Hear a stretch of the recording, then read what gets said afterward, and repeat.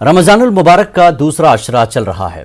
मुसलमान रब की रजा व खुशनुदी हासिल करने के लिए जिक्र अस्कार और इबादत व रियाजत में मसरूफ है। माह मुक़द्दस के दूसरे जुमे पर मुल्क भर की छोटी बड़ी मसाजिद में जुमे की नमाज अदा की गई। रमज़ान में मुसल्लियों की तादाद में देखने को भी मिलती है। मसाजिद इंतज़ामिया कमेटी की जानिब से साहिबान के इंतजाम भी किए गए थे। मुल्क व अमन आलम के लिए सलामती की दुआएं की गई।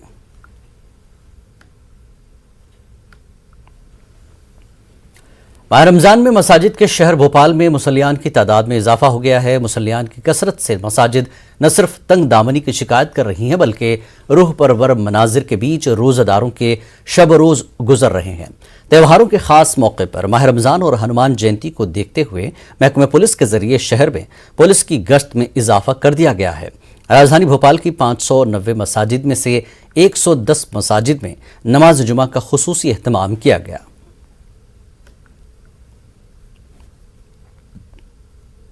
मध्य प्रदेश के खरगोन में हुए फरकावाराना तशद्दुद और घरों को मुनहदिम करने की इंतजामिया की कार्रवाई को लेकर वकीलों की टीम खरगोन का दौरा करेगी। वकीलों की टीम के जरिए खरगोन का दौरा करने का ऐलान सुप्रीम कोर्ट के वकील एहतशाम हाशमी के जरिए किया गया। एहतशाम हाशमी का कहना है कि इंडियन पिनल कोड और आइन में सजा देने का तरीका बताया गया है, लेकिन सरकार और अफसरान के जरिए बगैर किसी नोटिस के घर तोड़ने की कार्रवाई करके ये बताया जा रहा है कि वो आइन से ऊपर हैं। एहतशाम हाशमी का कहना है कि इस मामले को लेकर न सिर्फ खरगोन का दौरा किया जाएगा बल्कि अफसरान के खिलाफ भी हाई कोर्ट और सुप्रीम कोर्ट में मुकदमा दर्ज किया जाएगा। सरकार द्वारा लोगों के घर तोड़ने की कार्रवाई को अंजाम दिया जा रहा है। सरकार का ये कहना होता है कि ये लोग अपराधी हैं इसलिए हम इनका घर तोड़ रहे हैं। इंडियन पीनल कोड में और संविधान में कैसे सजा दी जाएगी ये दिया गया है। इसके अलावा किसी भी तरह से सजा देने का अधिकार सरकार को नहीं है। और जितने भी अधिकारी गैर कानूनी तरीके से घर को तोड़ने में इन्वॉल्व हैं, बिना नोटिस दिए लोगों के घर तोड़ रहे हैं और एक माहौल क्रिएट किया जा रहा है मध्य प्रदेश में कि जो मध्य प्रदेश की सरकार है वो संविधान से ऊपर है। बहुत जल्द मैं और मेरी लीगल टीम मध्य प्रदेश का दौरा करने वाली है और जितने भी ऐसे ऑफिसर्स हैं जो इन इलीगल एक्टिविटीज में इन्वॉल्व हैं उनके अगेंस्ट में private complaint, criminal complaint file की जाएगी। हाई कोर्ट और सुप्रीम कोर्ट भी जाना पड़ेगा तो हम जाएंगे और उन ऑफिसर्स को हम ये बताएंगे कि वो संविधान के दायरे में रहकर ही काम कर सकते हैं, संविधान के ऊपर रहकर नहीं। पीएफआई पर सिक्योरिटी एजेंसियों की खास नजर है। खरगोन तशद्दुद में पीएफआई कनेक्शन की जांच की जा रही है। जराये के मुताबिक जांच एजेंसियों से मिली इत्तलात की बुनियाद पर मरकजी हुकूमत पीएफआई पर पाबंदी लगाने के ताल्लुक से जल्द फैसला ले सकती है। ख्याल रहे कि मध्य प्रदेश बीजेपी सदर वीडी शर्मा ने खरगोन तशद्दुद में पीएफआई की फंडिंग का इल्जाम लगाया था।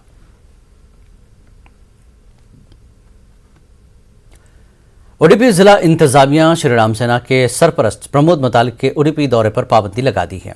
उडुपी जिले के गंगोली नामी देहात में आज शाम हिंदू जागरण वेदिके के प्रोग्राम में प्रमोद मुतालिक को मदऊ किया गया था। नज़्म ज़ब्त फ़िरक़ावाराना अहमांगी को बरकरार रखने के लिए प्रमोद मुतालिक के दाखिले पर पाबंदी आयद की गई है। उडुपी के डिप्टी कमिश्नर कोरम राव ने इस सिलसिले में हुक्मनामा जारी किया है।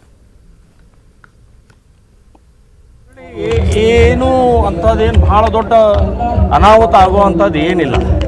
ನಮ್ಮ ಪೊಲೀಸ್ ಇಲಾಖೆಯವರು ಬಹಳ ಸಕ್ಷಮ ಇದ್ದಾರೆ.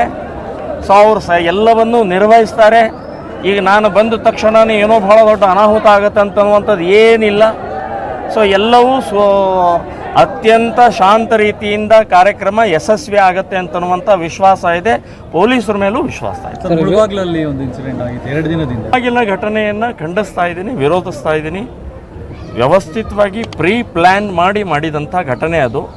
ಆ ಒಂದು ಏರಿಯಾದಲ್ಲಿ ಬಂದ ತಕ್ಷಣವೇ ಲೈಟ್ ಆಫ್ ಮಾಡಿ ಅಲ್ಲಿ ಅಟ್ಯಾಕ್ ಮಾಡಿದ್ದಾರೆ. ಅಂದರೆ ಪ್ರೀ ಪ್ಲ್ಯಾನ್ಡೇ ಇದೆ. ಅಲ್ಲಿ ಏನೋ ಒಂದು ಸ್ವಲ್ಪ ಪೊಲೀಸ್ ಫೇಲ್ಯೂರು ಅಂತ ಅನಿಸುತ್ತಾ ಇದೆ. ಸೊ ಪೊಲೀಸರಿಗೆ ಯಾಕೆ ಗೊತ್ತಾಗಲಿಲ್ಲ ಇದು ಆ ಏರಿಯಾದಲ್ಲಿ ಲೈಟ್ ಆಫ್ ಹೆಂಗಾಯಿತು, ಯಾರು ಮಾಡಿದರು, ಯಾಕೆ ಮಾಡಿದರು, ಸೊ ಅವ್ರ ಮೇಲೆ ಕ್ರಮ ತಗೊಳ್ಬೇಕು. ಅವ್ರ ಹಿಂದೆ ಯಾವುದೋ ಒಂದು ಶಕ್ತಿ ಇದೆ, ಕೆಲಸ ಮಾಡ್ತಾ ಇದೆ ಅಂತನ್ನುವಂಥದ್ದು ನಾನು. लाउडस्पीकर पर महाराष्ट्र की सियासत गर्म आ रही है। एमएनएस सरबराह राज ठाकरे ने 3 मई तक मस्जिदों से लाउडस्पीकर हटाने के लिए डेडलाइन दी है। राज ठाकरे के सख्त मौक़िफ़ से एमएनएस के मकामी मुस्लिम लीडर नाराज हैं। रियासत भर से अब तक एमएनएस के 35 लीडर इस्तीफा दे चुके हैं।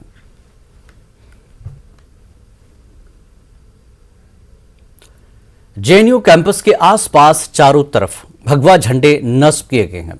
हत्या के कैंपस के इर्द गिर्द खड़ी गाड़ियों पर भी भगवा झंडे लगाए गए। इस मामले पर हिंदू सेना के कौमी नायब सदर सुजीत यादव का कहना है कि जेएनयू में गुज़श्ता दिनों भगवा झंडे की तौहीन की गई थी, इसलिए यूनिवर्सिटी अहाते के अतराफ भगवा झंडे लगाए गए। ख्याल रहे कि गुज़श्ता दिनों नॉनवेज खाने के मामले पर आयसा और एबीवीपी के कारकुनों के बीच झड़प हुई थी।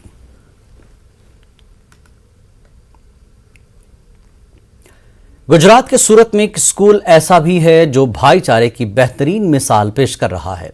सूरत के एक सरकारी प्राइमरी स्कूल में हिंदू तलबा ने मुसलमान तलबा के साथ मिलकर इफ्तार किया और लोगों को भाईचारे का पैगाम दिया। इस स्कूल में दिवाली के मौके पर मुसलमान तलबा हिंदू तलबा के लिए पटाखे और मिठाइयां खरीदने के लिए इंतजाम करते हैं। नफरत के माहौल में लोगों को भाईचारे का सबक ये स्कूल दे रहा है। हमारे हिंदू भाइयों ने अपने पैसे बचाकर हमें रोज़ा खुलवाया, जिसके कारण हमें बहुत खुशी हुई। हम बड़े होकर एक साथ मिलजुल कर रहेंगे और हमारे देश को सोने की चिड़िया बनाएंगे।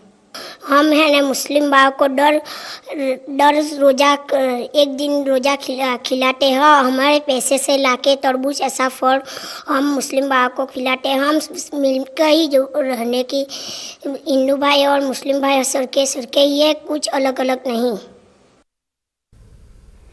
वज़ीर-ए-आज़म मोदी ने जुमे को गुजरात के भुज में वीडियो कॉन्फ्रेंसिंग के जरिए के पटेल सुपर स्पेशलिटी अस्पताल का इफ्तिताह किया। 200 बिस्तरों का अस्पताल गुजरात के भुज में पहला चैरिटी सुपर स्पेशलिटी अस्पताल है। अस्पताल के इफ्तिताह के बाद पीएम नरेंद्र मोदी ने कहा कि सेहत की बेहतर सहूलियात सिर्फ बीमारियों के इलाज तक महदूद नहीं है, बल्कि समाजी इंसाफ को भी फरोग़ देती है। भुज को आज एक आधुनिक सुपर स्पेशलिटी अस्पताल मिल रहा है। ये कच्छ का पहला चैरिटेबल सुपर स्पेशलिटी अस्पताल है। इस आधुनिक स्वास्थ्य सुविधा के लिए कच्छ को बहुत बहुत बधाई। 200 बेड का यह सुपर स्पेशलिटी अस्पताल कच्छ के लोगों को, लाखों लोगों को सस्ती और बेहतरीन इलाज की सुविधा देने वाला है। ये हमारे सैनिकों और अर्धसैनिक बलों के परिवारों और व्यापार जगत के अनेक लोगों के लिए भी उत्तम इलाज की गारंटी बनकर सामने आने वाला है। साथियों, बेहतर स्वास्थ्य सुविधाएं सिर्फ बीमारी के इलाज तक ही सीमित नहीं होती। ये सामाजिक न्याय को प्रोत्साहित करती है, प्रतिष्ठित करती है। जब किसी गरीब को सस्ता और उत्तम इलाज सुलभ होता है तो उसका व्यवस्था पर भरोसा मजबूत होता है। परिवारवाद या खानदान परस्ती का इल्जाम वैसे तो कांग्रेस पर लगता रहा है और अब बीजेपी कांग्रेस को खानदानी पार्टी बताती रही है। हालांकि इसके बरक्स बीजेपी के ज्यादा लीडरान अपने बेटों को सियासत में उतार चुके हैं या तैयारी कर रहे हैं। इस बीच शिवराज हुकूमत के वजीर ओम प्रकाश सकलचा ने परिवारवाद की नई तारीफ खोज निकाली है। उनके मुताबिक जिन लीडरों के बच्चे पार्टी के लिए काम कर रहे हैं वो खानदान परस्ती के जुमरे में नहीं आते। परिवारवाद की डेफिनेशन को तो समझे। परिवारवाद का उनका सबका अर्थ बहुत सिंपल है कि जिसके परिवार से कोई राजनीति में पिछले 5-7 सालों से सक्रिय ना हो, वो कोई उसने जमीन पे काम ना किया हो, सीधा उसको अवसर देने के बजाय अब जो काम कर रहा है, कई नेताओं के बच्चे फुल टाइम काम कर रहे हैं, तो क्या आप केवल इसलिए उनका नाम काटना चाहते हैं जो फुल टाइम काम कर रहे हैं? जैसे गोपाल भार्गव जी का बच्चा हो, चाहे नरोत्तम जी का हो, चाहे नरेंद्र सिंह जी तोमर का हो, चाहे कैलाश विजयवर्गीय जी का हो, उनने अगली पीढ़ी का सालों से वो बच्चे काम कर रहे हैं। तो क्या आप उनका ध्यान उस तरफ ले जाने की मंशा है तो स्पेसिफिक बात करें कि साहब जो रूटीन में काम करें उन्हें काम करने का अवसर, उनका भी अधिकार है सामान्य सिटीजन परिवारवाद। वक्त एक ब्रेक का, ब्रेक के बाद फिर लौटेंगे।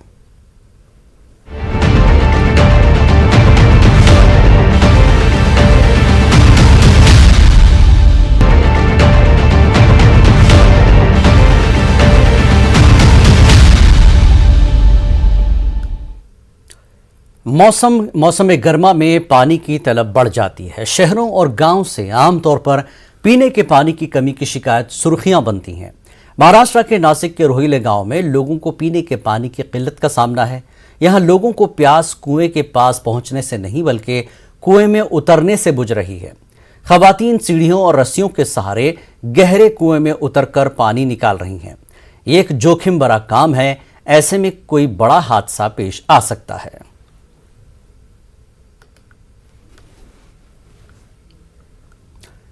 नोएडा में 3 दिन के अंदर कोरोना के मामले दुगने हो गए। यहां गुज़श्ता 24 घंटों में 44 नए कोरोना केस सामने आए, जिनमें से 15 तलबा की उम्र 18 साल से कम है। नोएडा में पिछले 3 दिनों में कोविड मरीजों की संख्या दुगनी हो गई है।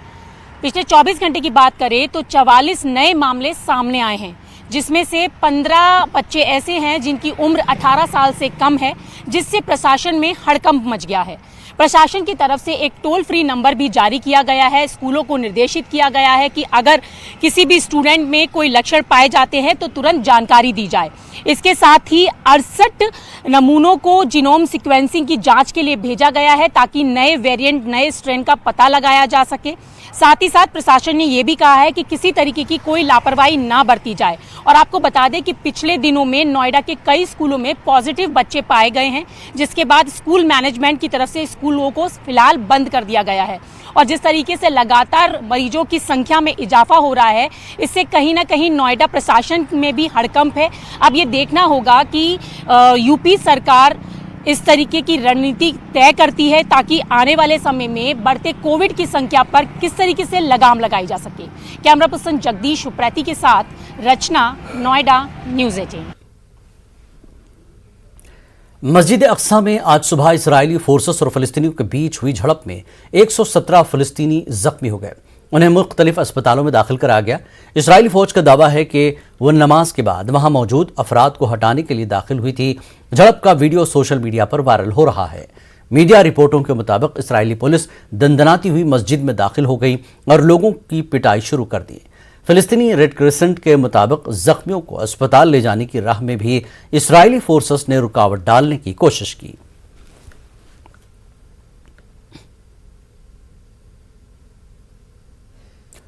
रूसी मिसाइल बरदार बहरी जहाज मोस्कवा बहर अस्वद में डूब गया है। जुमेरात को मोस्कवा पर धमाका हुआ था, जिससे उसे नुकसान पहुंचा था। यूक्रेन ने दावा किया था कि इस जहाज को मिसाइल हमले का निशाना बनाया गया, जबकि रूसी मीडिया रिपोर्ट के मुताबिक धमाका बहरी जहाज के बारूद में हुआ, जिसके नतीजे में उसे शदीद नुकसान पहुंचा। धमाके की वजूहात के बारे में रूसी मीडिया में कोई जानकारी नहीं दी गई है। उधर केफ, खारकेफ और खैरसोन में आज भी धमाकों की आवाज़ें सुनी गई हैं। इस बीच रूसी हमले के 50 दिन मुकम्मल होने के मौके पर यूक्रेनी सदर ज़ेलेंस्की ने कौम के नाम वीडियो जारी किया। उन्होंने कहा कि 50 दिनों में अपनी ज़मीन का दिफा करना एक हुसूलियाबी है। उन्होंने कहा कि यूक्रेन नहीं झुकेगा।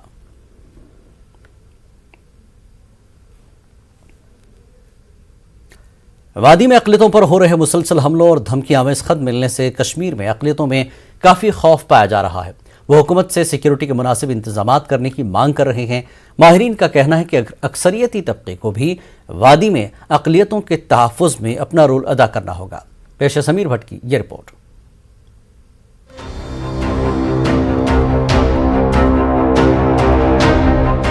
आम शहरियों पर हो रहे मुसलसल हमलों की वजह से कश्मीर में एक मरतबा फिर तनाव का माहौल है। मिलिटेंट अब वादी में मौजूद अक़लियती तबके के लोगों को भी निशाना बना रहे हैं। इससे अक़लियतों में काफी खौफ व हरास पाया जा रहा है। कई गैर मकामी अफराद को भी हालिया दिनों गोलियों का निशाना बनाया गया। कुछ धमकी आमेज खत और पोस्टर मंजर आम पर आने से खौफ का माहौल मजीद बढ़ गया है। इनमें अक़लियतों से कश्मीर छोड़ने या बसूरत दीगर संगीन नतायज के लिए तैयार रहने की धमकी दी गई है।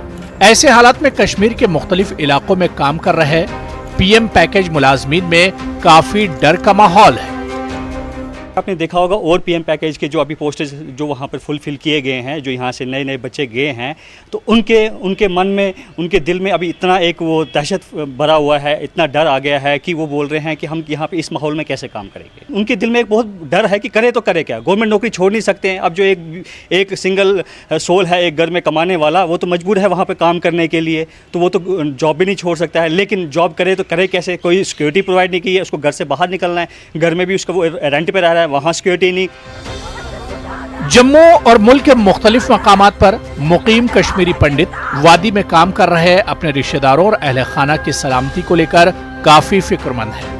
वो इन धमकी आमेज खतूत को संजीदगी से लेने और कश्मीर में अक़लियतों की सलामती को यकीनी बनाने के लिए माकूल सिक्योरिटी इंतजामात करने का मुतालबा कर रहे हैं। जो टेररिस्ट्स है ये बौखलाहट में आ गए हैं और ये थ्रेट लेटर दे रहे हैं इस वक्त, और थ्रेट लेटर ऐसे दे रहे हैं कि ऐसे जो वहाँ पर माइनॉरिटी में हैं वो बड़े तशवीश में हैं। बहुत अफसोस हो रहा है कि गवर्नमेंट इसका संज्ञान नहीं ले रही। हमारे सिक्योरिटी फोर्स को अलर्ट होना चाहिए कि कहाँ से ये हो रहा है, क्यों ऐसा हो रहा है, क्योंकि हम बहुत सारे मुलाजिम वहाँ के काम कर रहे हैं, प्रेम पैकेज काम कर रहे हैं, और जो वहाँ से नहीं भागे हैं, जो पिछले 90 से उन्होंने उसका मुकाबला किया और वहाँ उन पर भी ये हमला कर रहे हैं। वहाँ की जो माइनॉरिटीज़ है वो इस वक्त थ्रेट परसेप्शन में जी रहे हैं इस वक्त। तो ऐसा नहीं होना चाहिए कि ये बिल्कुल जो भी रिवर्सल ऑफ जो हमारा ये था माइग्रेशन थी या रिवर्सल ऑफ जेनोसाइड उसके बिल्कुल नहीं हो रहा है, ये उसके बिल्कुल विपरीत हो रहा है ये सारा कुछ, ये नहीं होना चाहिए था। जहाँ पर भी वहाँ पर माइनॉरिटी के लोग रहते हैं, कश्मीरी पंडित रहते हैं, उनको फुल प्रूफ सिक्योरिटी देनी चाहिए। कश्मीर उमूर के माहिरीन भी अक़लियतों पर हमलों में हुए इजाफे पर तशवीश का इजहार कर रहे हैं। इनका कहना है कि तमाम लोगों की सलामती को यकीनी बनाने में हुकूमत का अहम किरदार है, मगर अक़लियतों में एतमाद और एहसास तहफ़्फ़ुज़ पैदा करने के लिए अक्सरती तबके को भी आगे आने की ज़रूरत है।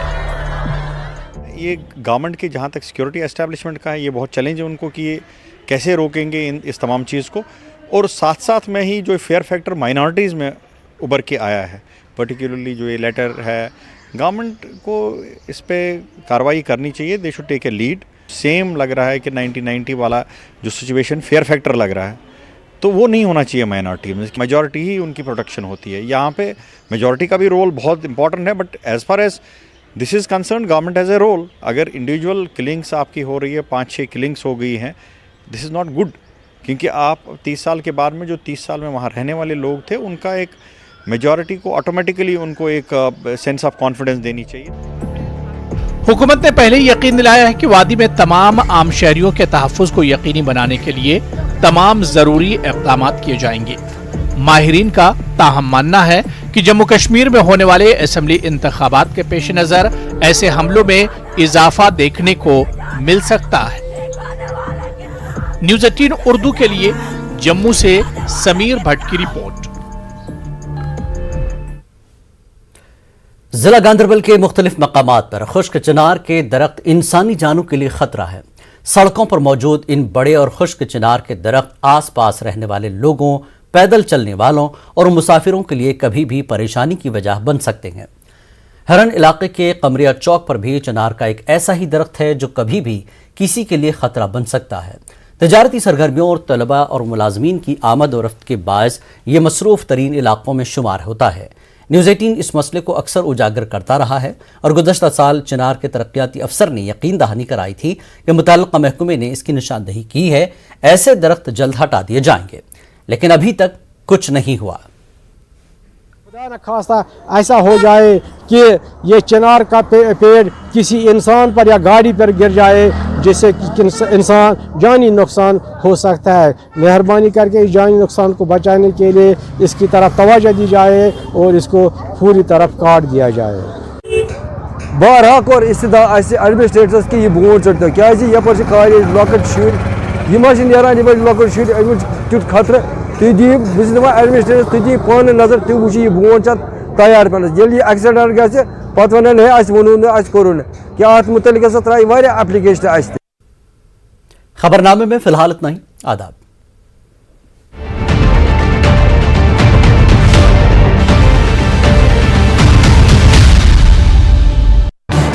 इस न्यूज हेडलाइंस के